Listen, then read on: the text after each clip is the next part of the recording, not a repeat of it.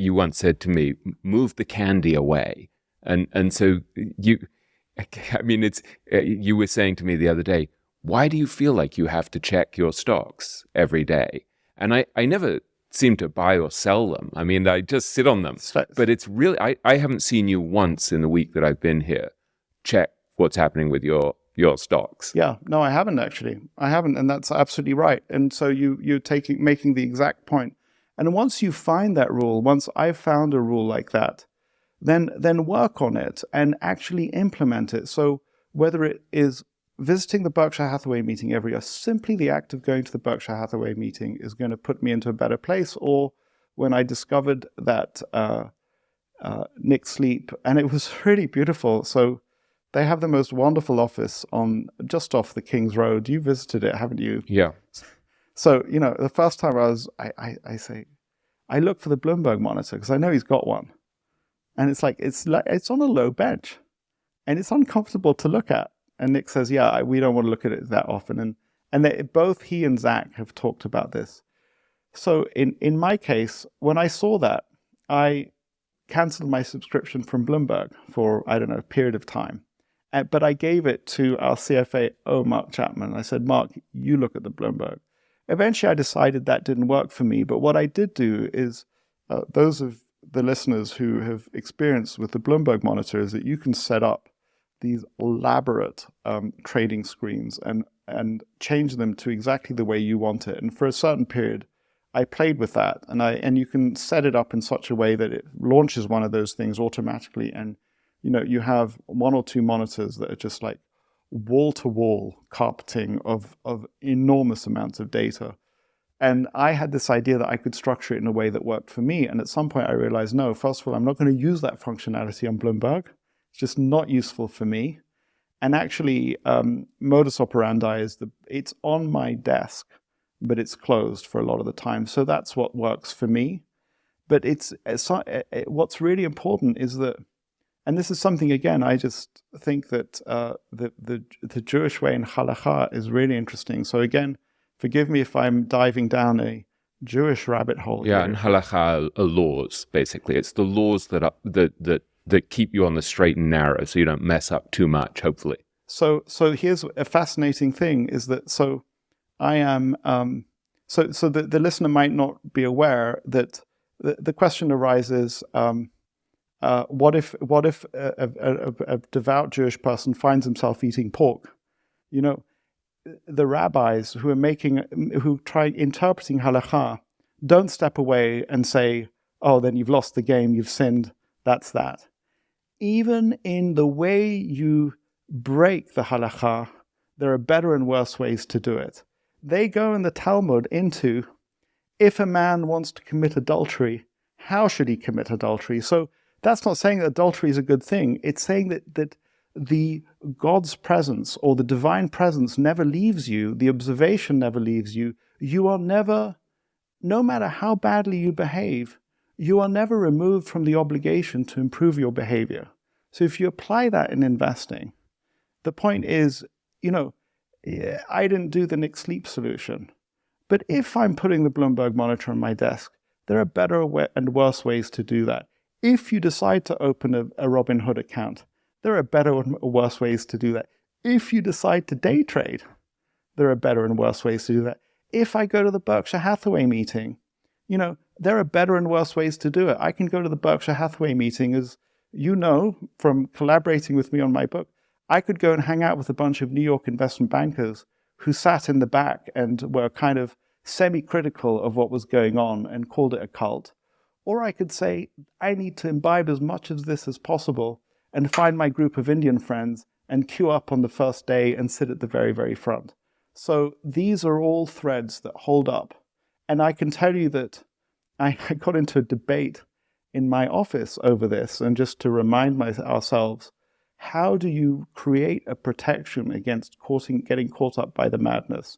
And I said to my co-workers, if you think that I'm not capable of getting caught up in the FOMO and the madness, you're wrong. The only reason why I might not have been caught up this time is that I did enough of those other things, and before handing the mic back to you, I'll just leave everyone with one thought that almost haunts me, William. And I will never forget it, and I keep repeating it. And forgive me if you've heard it come out of my mouth before. At lunch with Warren, at the steakhouse in Midtown Manhattan, Smith and Wolenski's, Warren says the words, and we'd been talking about my father and about how he had never gotten into debt. And actually, we put we were sitting in this place in Closters where we did take out a very insignificant mortgage. And my father was derisive because in his view, why on earth would you ever need to take any debt ever in your life? Just restrict, buy a smaller apartment, don't buy the apartment, whatever it is. And so we're discussing this with Warren, and just to bring up the context, we're talking about how when we lived in Israel, luxury in our family and the good life was to go to this hotel, the Dan Acadia, and get a café liégeois, get a sort of like chocolate-filled, cream-filled coffee with like a bomb. It was so much fun, and it was a luxury on a weekend afternoon. And Warren says, just as a sort of side comment, yeah, I wouldn't want to get into debt ever because I don't want to discover what I'm capable of. And forgive me if you've heard this from me, but this is Warren Buffett. This is not some individual saying that he doesn't want to discover what he's capable of if he allows himself to get into any significant amount of debt. So if Warren is worried about that, how worried should I be about all sorts of other things, not just about debt? If I hang out too much with people who have Robinhood accounts, or so if Warren can get himself into the wrong environment, which would result in bad decisions, I certainly can. And I really do think that it's a constant work of channeling ourselves into a positive direction. And when we see a fork in the road, when we see an opportunity, I gave this phrase to you, take the high road and realize that it's not just one decision. And this is something that, again, comes through in Berkshire's, in Warren's decision-making over all sorts of areas. Assume that the decision you're making this one time, which seems to be insignificant, is repeated infinitely across your life and across the universe for you, and what would the results be? And if it's positive, take it. But if it's not positive, then take the one that is less likely to lead to a bad place. So take the opportunity to go to the Berkshire Hathaway meeting. What's really hard and is that when you come to these FOMO new business models, it is my job to analyze that stuff. So I can't just dismiss them out of hand and say, this is rat poison squared, I'm not going to do it. I have to examine it and decide whether for me it really is rat poison squared. And that's really hard because you have to go into those dangerous zones. You can't just stay in the safe and narrow. Guy and I just took a 5-minute break to restart the fire, which had started to go out, and to refuel by getting more cappuccino. And this is one of the great secrets of our collaboration over many years that started when we were working on the Educational Value Investor, Guy's book, together, which is that we had just enormous amounts of cappuccino. I, at the moment, am not eating chocolate biscuits and desserts because I'm desperately trying to wean myself away from sugar. But Guy is refueling with chocolate biscuits as well. Let the record show that I'm more self-controlled than Guy on this one front. So anyway, now that we've refueled, we can get cracking again. So Guy, one of the things that's striking is that you've come through this period that was relatively dangerous, right? You managed to escape relatively unscathed from the crypto blowing up. You didn't own any crypto. You managed to emerge unscathed from these hot, overpriced tech stocks blowing up. The only positions you had taken in that new economy were pretty cautious ones. You bought a very small stake in Google. You bought a small stake, I think a 1% position in Twitter, that then you managed to get out of when Elon Musk bought the company. But now that everything's come down, prices have come down, the valuations have come down, the bubble has burst, it's striking that you still haven't actually done anything. You haven't managed to find anything to buy, and you're sitting on, I think, about 10% in cash, which is the most I've seen you sitting on for years. And I'm wondering why. Why are you going so cautiously? Why are you finding so little to excite you in a period where it's no longer so ebullient and so crazy and so potentially delusional? Sometimes William asks the question. You ask the question with the confidence that the answer is just going to pop up and there's going to be some profound wisdom. And I'm not entirely sure exactly why, so I can try and understand that. And before I try and understand that in real time, the fact that that's what I'm doing doesn't mean that it's right. It just means that this particular human has reacted to his particular circumstances up to now in that way.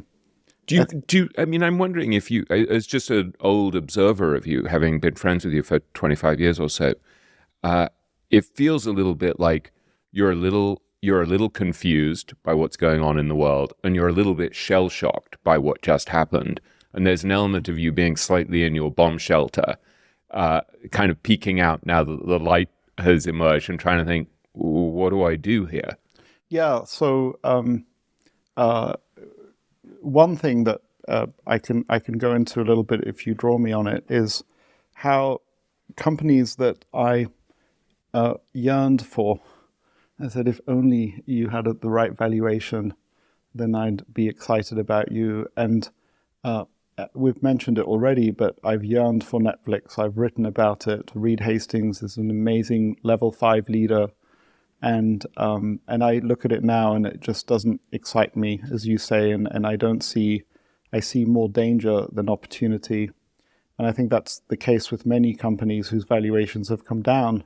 I still don't, it's either initiating a new position or selling something to buy them, and I don't find myself wanting to do that.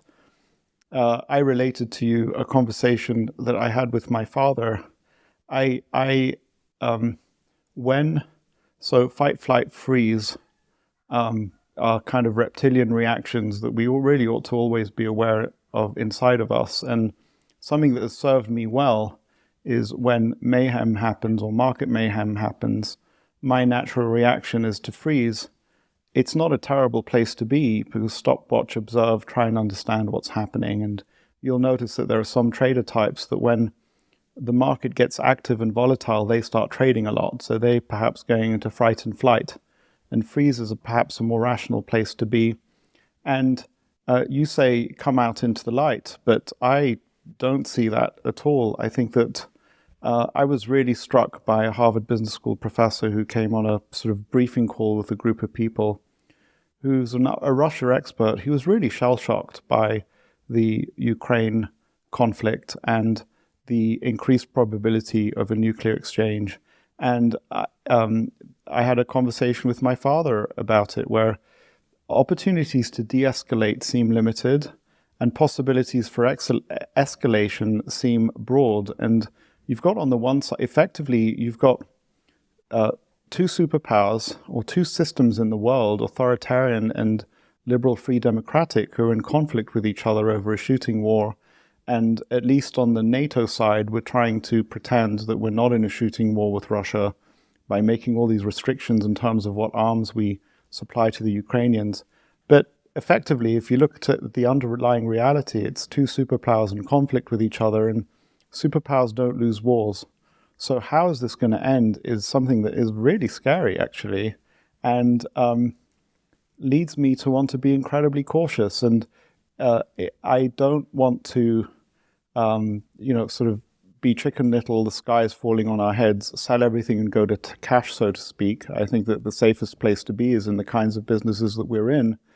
But I certainly don't want to, I'm feeling very cautious, extremely cautious. We're not through whatever the world is going through, and we'll understand in retrospect what it was.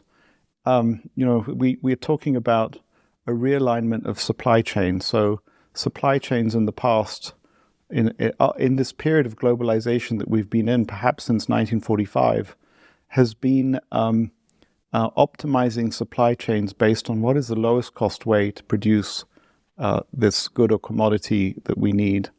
And the advent of COVID and rivalry between superpowers has meant that part of the reason why prices are going up is that supply chains are being reconfigured not for optimal costs, but for resilience. And a resilient supply chain is probably more expensive. So we see, I just read in the paper today that Germany had approved, I don't remember the name of the semiconductor company, but semiconductors being produced in Germany. We don't think of semiconductors being produced in Germany. We're talking about iPhones no longer being produced in China, but being produced in the United States. So there are realignments that are going on that lead me to want to just be cautious, to be really, really cautious. You were saying to me the other day that you actually feel like this is a bigger crisis than, say, the Asian contagion that you lived through in the late 90s or 9/11 or the global financial crisis. And it sort of took me aback in a way that you regard this as a more fundamental and potentially really systemic threat to investors. So I believe that I don't think it's hard to make the case that this is the biggest shift that is taking place in sort of global dynamics since World War II. Because the breakup of the Soviet Union in 1989 and the release of all those Eastern Europe countries from Russia's grasp and effectively into the West and many of them into NATO was a kind of a happy growth period. You had the creation of the European Bank for Reconstruction and Development was one of the institutions. So many of these countries joined the EU, some of them joined NATO. You had this idea that one way or another, Russia, a nuclear superpower, was going to accept a reduced role in world affairs. And despite the fact that it's still an empire, it's a country disguising an empire with many subcultures and countries within it, that it was going to kind of go off into history as the way that other great empires have gone off into history, like the Netherlands or the United Kingdom, and accept a diminished role and a productive role and take its place amongst the nation states. And it did that, or it appeared to be doing that, until it seems like one way or another, Russia decided that that fate was not acceptable to it. And actually Crimea had to be part of Russia and potentially Ukraine. And I understand that in their maximalist version, they would retake the Balkans. And so suddenly we have raw superpower conflict. And that is since World War II, we haven't had that really, it seems to me. And I feel like, and I don't know how that works out. And I really do buy into this book that I read by Henry Kissinger, World Order. It's a realist view of world affairs. The world tends to order. Countries, even if they disagree, power blocks, superpowers, even if they fundamentally disagree, find a way to order in the same way that we found a way to live side by side with the Soviet Union, even though the Soviet Union had an ideology that wanted to turn the world communist, and many of us didn't want that. But exactly how that falls out right now, we don't know. And maybe that's just overly cautious. But we're at ValueX, I was talking to somebody who has had Russian shares frozen.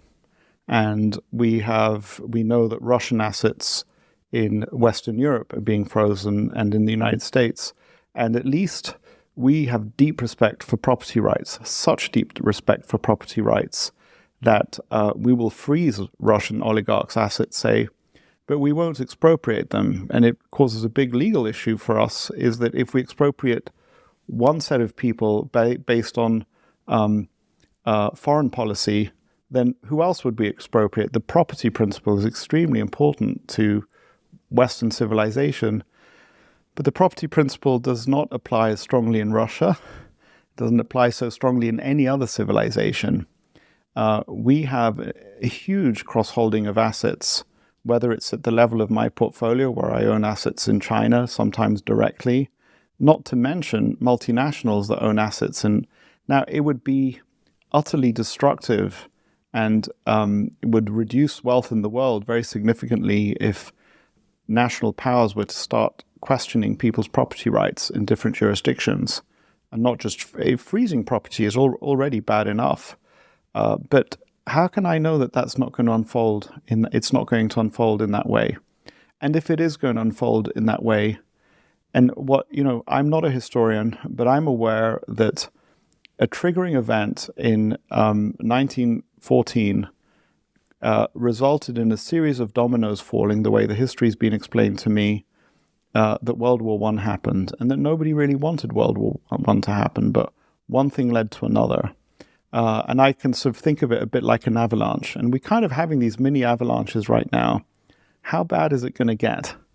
And if one thing leads to another, my father's does not see a way to de-escalate the war that's going on in Ukraine. So maybe it continues to escalate by a series of involuntary steps, where at each step the entity is doing what it thinks it ought to be right, in the same way that many people right now are crying out for supplying Ukraine with the arms that it needs to win. But maybe that is just an escalation against a superpower that cannot allow itself to lose with huge strategic depth. I know I'm talking about things that I don't really understand, and I don't think anybody really understands them, but there are people who know a lot more about these things than I do.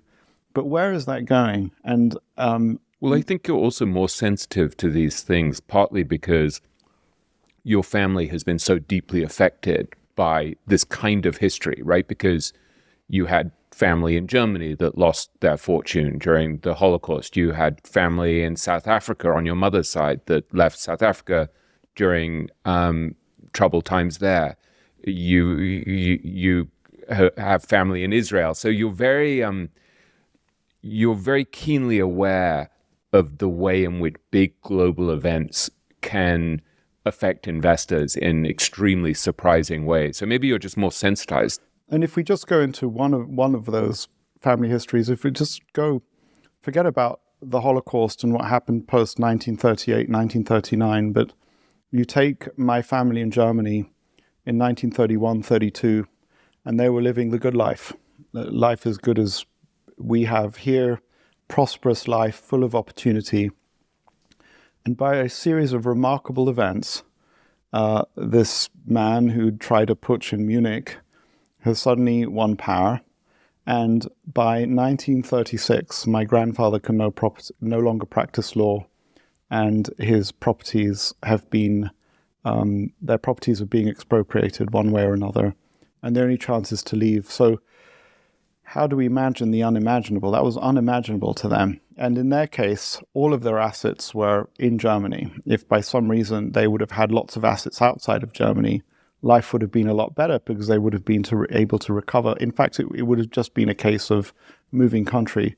Going back to one of your original questions, no doubt I've been drawn to the United States as a country of extraordinary strategic depth, where world events are unlikely to affect you in that way. And I've been drawn to Switzerland as an island of calm and an island where property rights and individual rights have been respected for a very, very long period of time.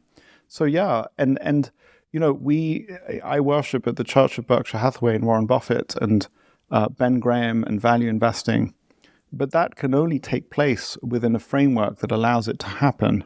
And I have to be aware that potentially that framework gets destroyed. And maybe that's a 1% probability or less, way less, but it's still possible.